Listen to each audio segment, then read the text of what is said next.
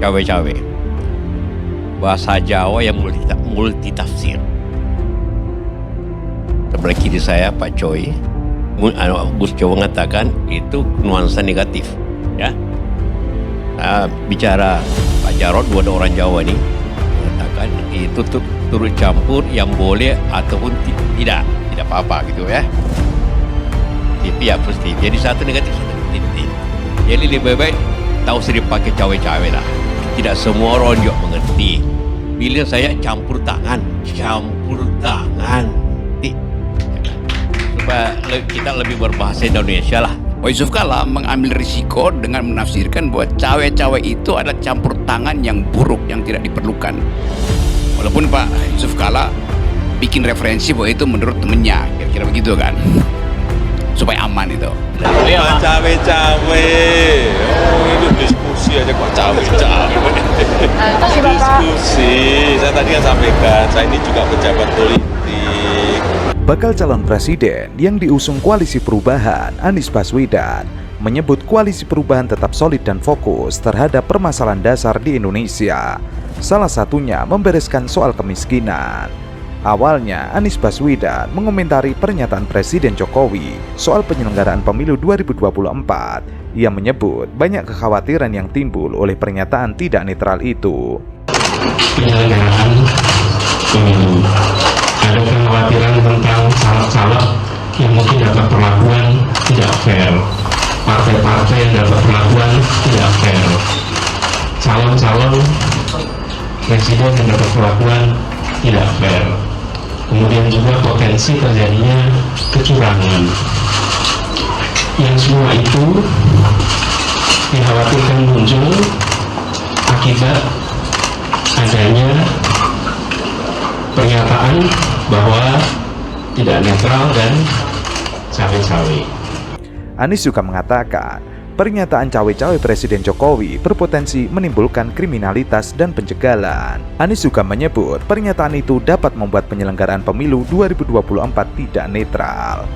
Ada kekhawatiran tentang caleg-caleg yang mungkin dapat perlakuan tidak fair. Partai-partai mendapatkan perlakuan tidak fair. Calon-calon presiden mendapatkan perlakuan tidak fair. Kemudian juga potensi terjadinya kecurangan. Yang semua itu dikhawatirkan muncul akibat adanya pernyataan bahwa tidak netral dan cawe-cawe.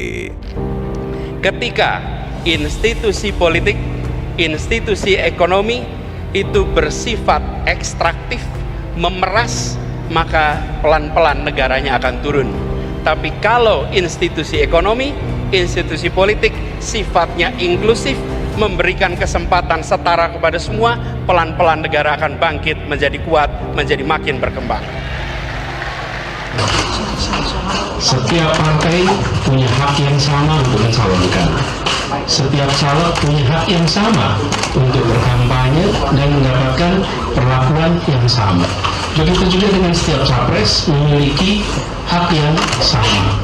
Penyelenggara juga melakukan ini dengan fair, dengan baik dan netral. Kemudian Anies menegaskan bahwa Koalisi Perubahan tetap solid dan fokus terhadap permasalahan dasar di Indonesia.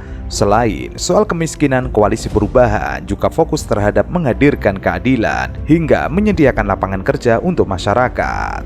Anies berharap agar kekhawatiran terhadap pernyataan Presiden Jokowi soal cawe-cawe itu tidak benar-benar terjadi, sehingga kontestasi pemilu 2024 mendatang dapat berjalan dengan lancar sesuai dengan prinsip-prinsip demokrasi. Bagi saya, ini suatu momen yang baik bahwa Presiden sudah mengatakan di muka umum, khususnya oleh para pembantunya juga diluruskan. Mungkin ada sesuatu yang salah di pertemuan itu, diluruskan oleh BI, diluruskan oleh Pak Pramono Anung, bahwa ini maksudnya ialah Presiden menjaga demokrasi agar pemilu itu jurdil, berjalan dengan baik. Bagi saya, kita mulai dari situ, bahwa ini sudah situasi yang baik kalau dijalankan. Bahwa soal campur tangan tadi banyak mengatakan pemerintah itu sebagai wasit, karena pemerintah dipimpin oleh wasit. Kalau kita lihat sepak bola ada wasitnya. Kalau tidak ada wasitnya, bisa berkelahi itu pemain bola, siapa yang mengatakan dia salah atau tidak. Sebelumnya, salah satu partai yang tergabung dalam koalisi perubahan, Partai Demokrat, mengingatkan agar Presiden Jokowi lebih baik fokus dengan tugasnya.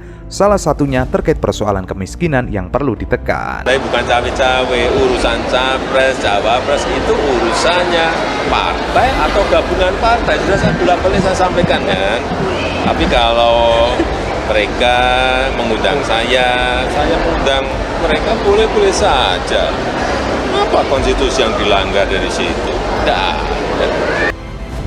Jokowi diingatkan bukan malah justru ikut cawe-cawe terhadap penyelenggaraan pemilu 2024. Presiden cawe-cawe itu punya makna melakukan sesuatu di luar wewenang dan tanggung jawabnya. Mestinya Presiden menyampaikan akan fokus dengan tugas dan bertanggung jawab. Masyarakat memang sangat menginginkan Presiden fokus pada apa yang menjadi tugas dan tanggung jawabnya. Banyak pekerjaan rumah yang menanti Jokowi selaku kepala negara. Angka kemiskinan masih tinggi, pengangguran juga tinggi. Pendapatan per kapita juga tidak banyak peningkatan dibandingkan era SBY. Sudah begitu biaya hidup tinggi dan harga-harga pokok terus melonjak. Maka dari itu, masyarakat meminta Jokowi tetap fokus saja bekerja untuk rakyat di sisa masa kepemimpinannya. Harapannya agar bisa meningkatkan hal baik untuk penerusnya. Kalau Presiden Jokowi menyampaikan patuh cawe-cawe, wajar publik mencurigai pembiaran Jokowi terhadap tindakan begal yang diduga dilakukan Kepala Kantor Staf Kepresidenan Muldoko terhadap Partai Demokrat. Jangan salahkan jika publik menilai tidak heran Jokowi membiarkan Muldoko tetap menjadi KSP, padahal berupaya begal Demokrat demi Anies gagal berlayar ke Pilpres 2024. Sebelumnya, Kalau misalnya Anies tidak dibatalkan, itu artinya Anies punya potensi untuk menangkap Johnny Plate lain nanti.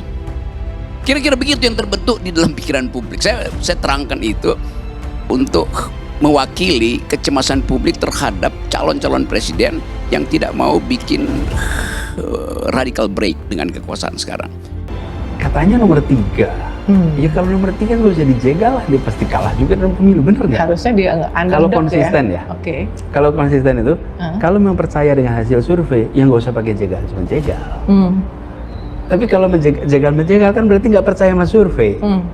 Kira-kira gitu. Jadi saya sih lihat ini aneh gitu.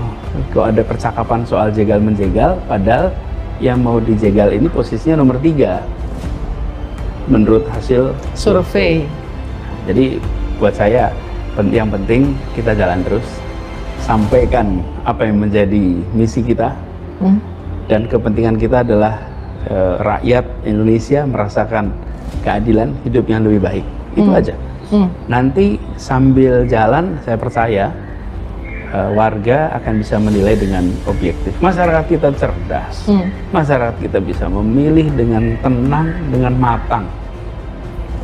Di Jakarta waktu Pilkada DKI kita menemukan fenomena yang serupa. Seingat saya belum pernah ada satu survei pun yang mengatakan kami nomor 1. Nggak ada. Semua kami nomor 2 atau nomor 3, hampir semuanya bilang nomor 3. Bahkan ada yang melakukan survei seminggu sebelum Pilkada. Dan sebuah koran terkemuka sekali yang Litbangnya menyelenggarakan itu. Yang Litbang itu sampai sekarang sering mengumumkan itu juga, itu Litbang itu. Dan dulu fatal betul kekeliruannya. Cuman kita kan semua belajar dari pengalaman itu. Urusan survei biarlah itu urusan para surveyor dan Litbang itulah yang bertanggungjawabkan. Tapi bagian kita adalah mempertanggungjawabkan amanatnya kepada rakyat. kubu lawan Anies Baswedan masih terus melakukan berbagai cara penjegalan. Meskipun misalnya Jokowi sebagai salah satu seorang yang paling benci Anies sempat disorot tajam oleh para pakar hukum tata negara karena intervensinya dalam menentukan calon presiden, mereka tidak berhenti. Disesalkan dan sangat memprihatinkan ada gelagat dan gejala praktek politik yang tidak positif atau negatif dan bahkan bersifat dekonstruktif merusak, yaitu politik penjegalan yang tidak siap bersaing dan bertanding secara fair dengan upaya mencoba mencari-cari kesalahan dari lawan politik dan menggunakan isu serta narasi yang sebenarnya negatif untuk mendiskreditkan lawan politik. Ini yang terjadi terakhir ini untuk tidak dalam rangka melanggengkan kekuasaannya, kemudian menempuh segala cara dan apalagi cara yang tidak halal. Dan dengan menjegal, khususnya saya rasakan dan banyak dirasakan, Anies Baswedan diupayakan untuk dijegal, baik terhadap dirinya sendiri maupun terhadap partai-partai pengusungnya. Selalu dengan semangat pantang menyerah di dalam diri Jokowi, kata Ketua Tim Anies, Sudirman Said, bukannya berkurang melainkan semakin seru. Sudirman mengatakan, hingga saat ini ada menteri yang terus-menerus melobi partai politik koalisi Anies sambil mempropagandakan bahwa Anies tidak akan bisa menjadi presiden. Mereka betul-betul ketakutan kalau Anies masuk ke istana, dan semua pertanda yang ada menunjukkan mantan Gubernur DKI Jakarta itu tidak terbendung lagi. Di mana-mana rakyat pendukung Anies menyambut pemimpin perubahan ini dengan gegap gempita. Ini yang membuat para penguasa tidak bisa tidur. Ketika Anies mengadakan kegiatan, massa datang dalam jumlah puluhan ribu. Hal itu bukan hanya satu daerah, tapi saat Anies berkunjung ke berbagai daerah, mereka datang menjumpai Anies dengan biaya sendiri, transportasi sendiri, makan sendiri. Bahkan banyak pendukung yang berkemampuan membiayai orang lain. Pendukung Anies Baswedan datang tanpa ada pengerahan. Merekalah yang menawarkan diri ikut meramaikan sambutan untuk Anies. Tidak ada iming-iming kepada mereka, tidak ada bagi-bagi sembako. Para penguasa yang dilanda kepanikan ini menggunakan segala cara menggoda parpol agar meninggalkan Anies dengan imbalan yang sangat menggiurkan. Ada pula ancaman campur intimidasi, tetapi mereka tidak goyah. Tapi kalau kita lihat algoritma dari kalimat itu, kan sebelumnya ada past event, sequences. Mulai dari Projo mempromosikan 3 periode, lalu ada soal Muldoko mau merampok Partai Demokrat, lalu ada soal 3 periode sistem tertutup, macam-macam di situ tuh. Nah, orang tidak mungkin merumuskan sesuatu di luar grammar itu. Jadi istilah cawe-cawe itu semacam konklusi dari peristiwa itu. Itu yang masuk di benak publik. Jadi publik menganggap cawe-cawe akhirnya diakui oleh Presiden Jokowi sebagai dia mau main curang. Kan dari awal kecurangan itu kan diperlihatkan pelan-pelan tuh. 3 periode ngapain? Presiden juga bilang enggak, itu keinginan dari relawan Projo. Ya tentu karena relawan Projo menganggap Jokowi ingin 3 periode. Kan dalil itu bisa kita tangkap dengan baik itu. Presiden Jokowi akhirnya berterus terang. Ia menegaskan dia tidak akan netral dalam Pilpres 2024. Jokowi mengatakan ini di Istana Negara pada 29 Mei 2023 dalam pertemuan dengan sejumlah pemimpin redaksi media massa dan pembuat konten. Selama ini, Jokowi membantah ikut cawe-cawe soal capres. Ia melakukan cawe-cawe perihal penentuan capres itu kepentingan negara, bukan untuk kepentingan pribadi. Secara tersirat, Jokowi menganggap capres yang tidak ia dukung bukan untuk kepentingan negara atau bisa disebut sebagai musuh negara. Kepala negara menurut kami sih harus netral ya, tidak boleh cawe-cawe. Kalau kepala negara mau cawe-cawe untuk kepentingan bangsa dan negara ke depan, maka alasan yang sama bisa juga digunakan oleh Ketua Mahkamah Agung, oleh Ketua MK, oleh Jaksa Agung, KPK, ya kan? Jadi hati-hati, oleh BIN, mau begitu semua. Kami tetap punya pandangan presiden itu harus netral. Ya bolehlah dia punya dukungan karena dia adalah petugas partai, tapi dia tidak boleh menggunakan aparatus negara, alat negara untuk merealisasikan apa yang dia maksudkan dengan kepentingan bangsa dan negara itu. Apa yang tersirat dari pengakuan Jokowi ini? Ia melakukan segala cara mencegah Anies Baswedan agar tidak ikut Pilpres atau menang Pilpres. Jokowi menganggap pihak-pihak lain yang ikut pilpres akan merusak negara jika mereka terpilih menjadi presiden. Pengakuan itu menunjukkan bahwa Jokowi sangat mengkhawatirkan keselamatan dan keamanan keluarganya kalau Anies yang duduk sebagai presiden.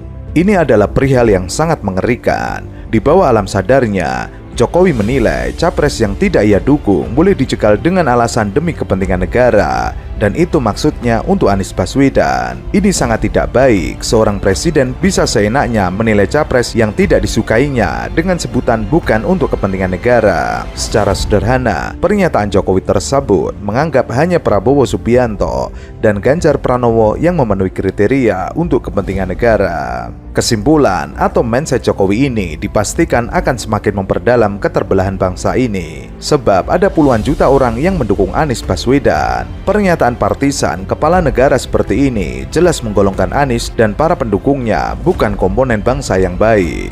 Karena itu, ada pula makna implisit lainnya, yaitu Jokowi berhak mencegal Anies dengan segala cara demi kepentingan negara yang ia maksud. Kalau saja Jokowi mau merenung ulang diksi demi kepentingan negara, ia tidak akan netral di Pilpres 2024. Sesungguhnya, ia mendeklarasikan permusuhan total terhadap Anies dan pendukungnya.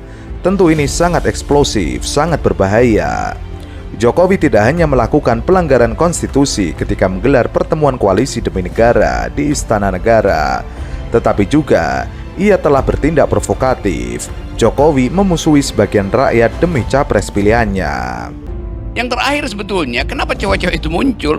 Karena Jokowi nggak punya lagi peralatan untuk memastikan siapa yang akan dia bebankan dengan legacy dia kan. Oleh karena itu dia turun sendiri akhirnya kan. Orang-orang yang dia suruh untuk main curang udah nggak ada tuh. Maka dianggap kalau begitu gue sendiri yang turun lapangan. Saya mau cawe-cawe. Saya tidak netral.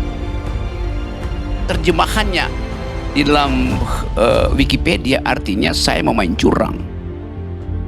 Kami berharap bahwa kekhawatiran-kekhawatiran itu tidak benar, dan justru yang terjadi adalah pelaksanaan yang baik, pelaksanaan yang sesuai dengan prinsip demokrasi, jujur, adil, dan kami mengajak kepada seluruh masyarakat untuk mari sama-sama menyambut pesta demokrasi ini sebagai bagian dari memastikan bahwa masa depan bangsa kita setahap demi setahap terus makin baik. Koalisi perubahan tetap solid dan kami tetap fokus membereskan soal kemiskinan, membereskan soal ketimpangan, menghadirkan keadilan, memastikan bahwa ada kesetaraan kesempatan, menyiapkan lapangan kerja yang lebih luas di semua tempat. Kami terus fokus di tema-tema ini dan kami yakin Pilpres besok menjadi tempat untuk kontestasi gagasan, kontestasi rekam jejak, dan kontestasi program. Setelah berdiskusi, kami berharap, kami optimis, dan soliditas ini akan terus kita jaga untuk perjalanan ke depannya. Sebelumnya, bakal calon presiden yang diusung Koalisi Perubahan, Anies Baswedan, menyebut Koalisi Perubahan tetap solid dan fokus terhadap permasalahan dasar di Indonesia. Salah satunya membereskan soal kemiskinan. Awalnya, Anies Baswedan mengomentari pernyataan Presiden Jokowi soal penyelenggaraan pemilu 2024. Ia menyebut banyak kekhawatiran yang timbul oleh pernyataan tidak netral itu. Anies juga mengatakan, pernyataan cawe-cawe Presiden Jokowi berpotensi menimbulkan kriminalitas dan penjagalan. Anies juga menyebut pernyataan itu dapat membuat penyelenggaraan pemilu 2024 tidak netral. Ada kekhawatiran tentang caleg-caleg yang mungkin dapat perlakuan tidak fair. Partai-partai mendapatkan perlakuan tidak fair. Calon-calon presiden mendapatkan perlakuan tidak fair. Kemudian juga potensi terjadinya kecurangan. Yang semua itu dikhawatirkan muncul akibat adanya pernyataan bahwa tidak netral dan cawe-cawe. Kemudian Anies menegaskan bahwa Koalisi Perubahan tetap solid dan fokus terhadap permasalahan dasar di Indonesia. Selain soal kemiskinan, Koalisi Perubahan juga fokus terhadap menghadirkan keadilan hingga menyediakan lapangan kerja untuk masyarakat. Anies berharap agar kekhawatiran terhadap pernyataan Presiden Jokowi soal cawe-cawe itu tidak benar-benar terjadi, sehingga kontestasi pemilu 2024 mendatang dapat berjalan dengan lancar sesuai dengan prinsip-prinsip demokrasi. Sebelumnya, salah satu partai yang tergabung dalam Koalisi Perubahan, Partai Demokrat, mengingatkan agar Presiden Jokowi lebih baik fokus dengan tugasnya, salah satunya terkait persoalan kemiskinan yang perlu ditekan. Jokowi diingatkan bukan malah justru ikut cawe-cawe terhadap penyelenggaraan pemilu 2024. Presiden cawe-cawe itu punya makna melakukan sesuatu di luar wewenang dan tanggung jawabnya. Mestinya Presiden menyampaikan akan fokus dengan tugas dan bertanggung jawab. Masyarakat memang sangat menginginkan Presiden fokus pada apa yang menjadi tugas dan tanggung jawabnya. Banyak pekerjaan rumah yang menanti Jokowi selaku kepala negara. Angka kemiskinan masih tinggi, pengangguran juga tinggi. Pendapatan per kapita juga tidak banyak peningkatan dibandingkan era SBY. Sudah begitu biaya hidup tinggi dan harga-harga pokok terus melonjak. Maka dari itu, masyarakat meminta Jokowi tetap fokus saja bekerja untuk rakyat di sisa masa kepemimpinannya. Harapannya agar bisa meningkatkan hal baik untuk penerusnya. Kalau Presiden Jokowi menyampaikan patuh cawe-cawe, wajar publik mencurigai pembiaran Jokowi terhadap tindakan begal yang diduga dilakukan Kepala Kantor Staf Kepresidenan Muldoko terhadap Partai Demokrat. Jangan salahkan jika publik menilai tidak heran Jokowi membiarkan Muldoko tetap menjadi KSP, padahal berupaya begal Demokrat demi Anies gagal berlayar ke Pilpres 2024.